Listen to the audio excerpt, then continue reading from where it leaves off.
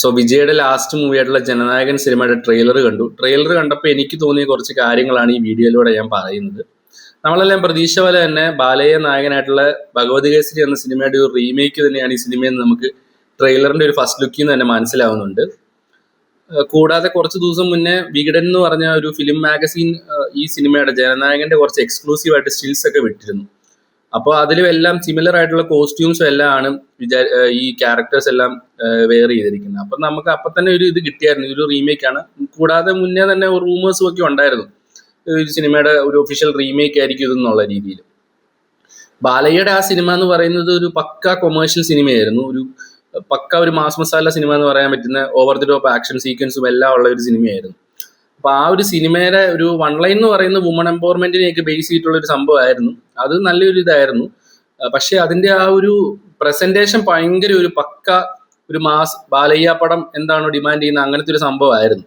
അപ്പൊ എച്ച് വിനോദ് എന്ന ഡയറക്ടർ എങ്ങനെ ആ ഒരു വൺ ലൈൻ ഇവിടെ കുറച്ചും കൂടെ ബെറ്റർ ആയിട്ട് പ്രസന്റ് ചെയ്യുന്നത് നമുക്ക് ഒരു ആകാംക്ഷ ഉണർത്തുന്ന ഒരു കാര്യമാണ്.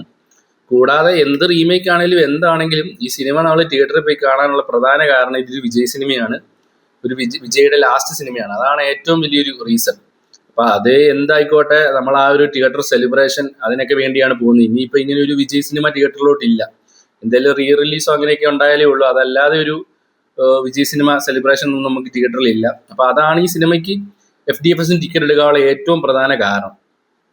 അത് കൂടാതെ ഈ സിനിമയുടെ ഇങ്ങനെ ഒരു ഗ്രൂപ്പിലൊക്കെ ഇങ്ങനെ വായിച്ചിരുന്നു കുറച്ച് നാൾ മുമ്പ്, ഈ സിനിമയ്ക്കകത്ത് റോബോട്ട്സ് ആയിട്ട് ഫൈറ്റ് ഒക്കെ ഉണ്ടെന്ന്. ട്രെയിലറിലും അതിനെ പോലത്തെ ഒരു സീൻ നമുക്ക് ട്രെയിലറിന്റെ അവസാനം കാണാൻ കഴിയുന്നുണ്ട്.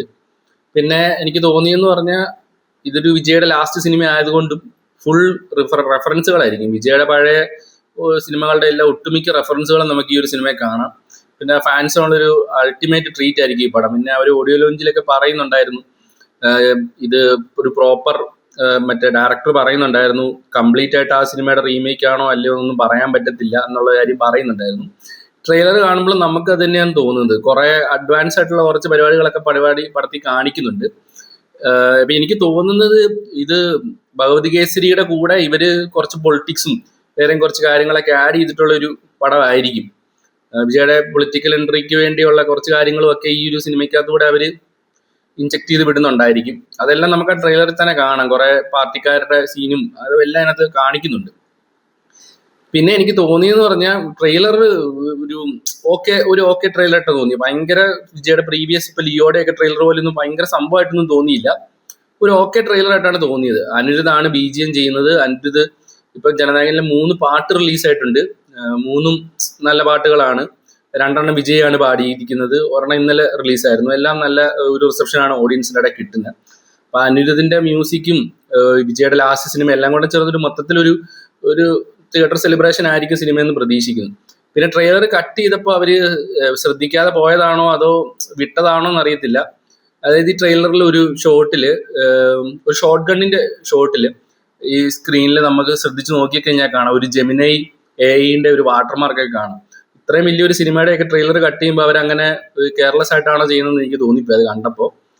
പിന്നെ ഒരു പക്ക ഒരു വിജയ് സിനിമ നമുക്ക് പ്രതീക്ഷിക്കാം. ഒരു നല്ല ഒരു ലാസ്റ്റ് സിനിമ, എല്ലാവരും ഫാൻസൊക്കെ വളരെ ഇമോഷണൽ ആയിരിക്കും. അപ്പം എല്ലാവർക്കും ഇഷ്ടപ്പെടുന്ന രീതിയിൽ ഒരു സിനിമയായിരിക്കും ജനനായകൻ നമുക്ക് പ്രതീക്ഷിക്കാം.